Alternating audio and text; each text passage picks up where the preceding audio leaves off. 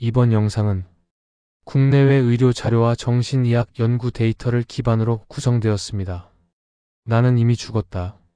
이 말을 믿는 사람이 있다면 당신은 어떤 생각이 드시나요? 이건 영화 속 대사가 아닙니다. 실제로 스스로를 죽었다고 믿는 사람들이 존재합니다. 이들은 자신의 심장이 멈췄다고 느끼고 피가 더 이상 흐르지 않는다고 말합니다. 심지어 내 장기가 썩고 있다고 확신하기도 합니다. 그들은 살아 있습니다.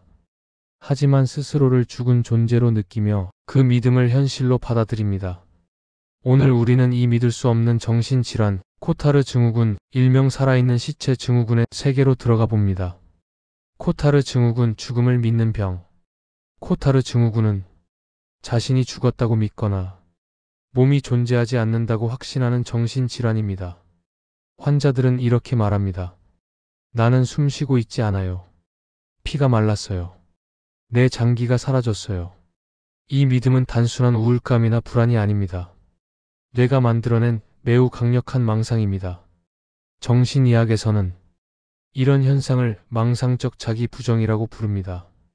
자신의 존재를 부정하고 현실감이 완전히 왜곡되는 상태죠.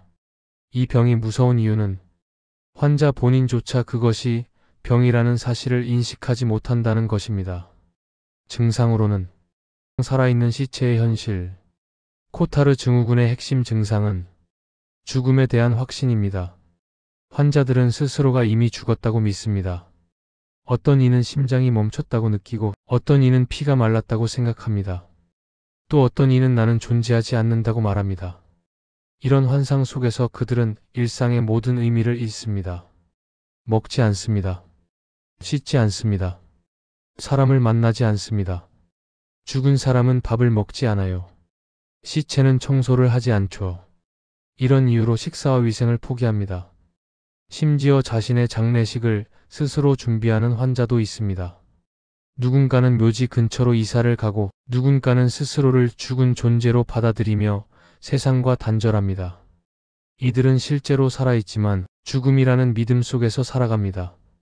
원인으로는 뇌가 만들어낸 왜곡된 현실.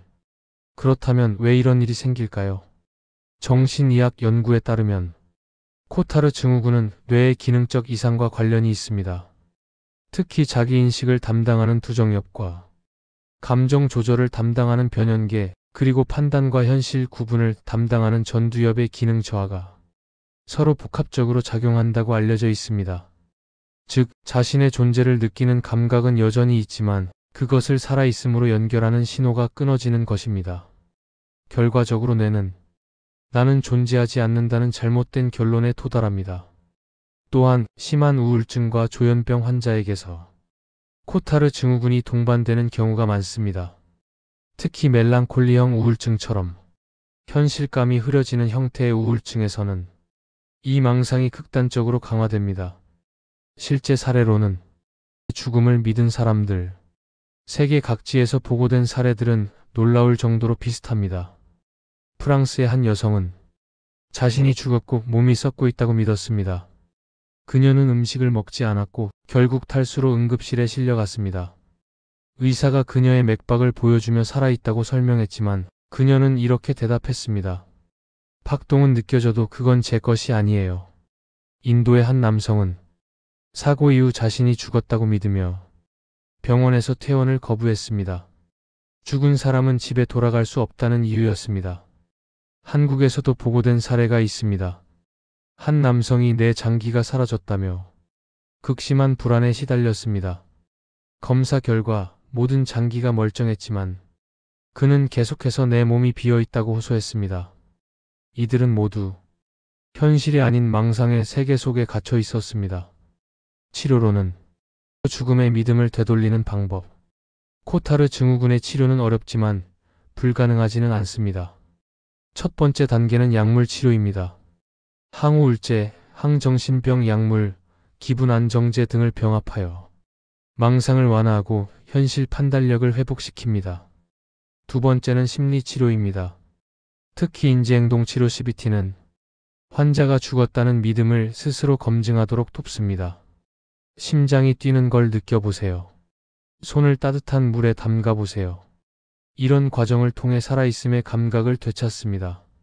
세 번째는 전기 경련 치료의 CT입니다.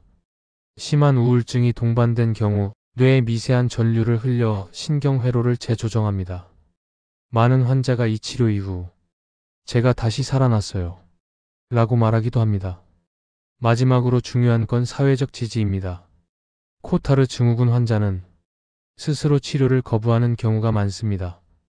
그렇기 때문에 가족과 주변의 관찰 그리고 지지가 필수적입니다.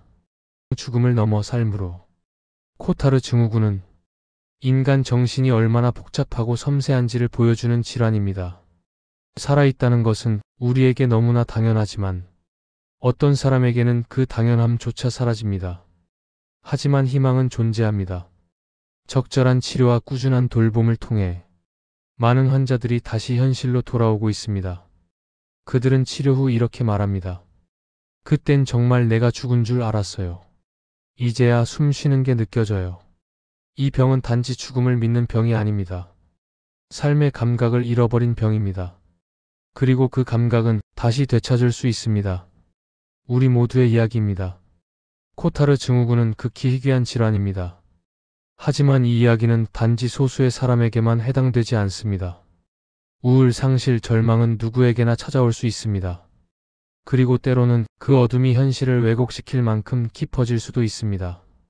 그렇기에 우리는 누군가의 나는 죽었다는 말 속에서 이상함이 아닌 도움의 신호를 읽어야 합니다.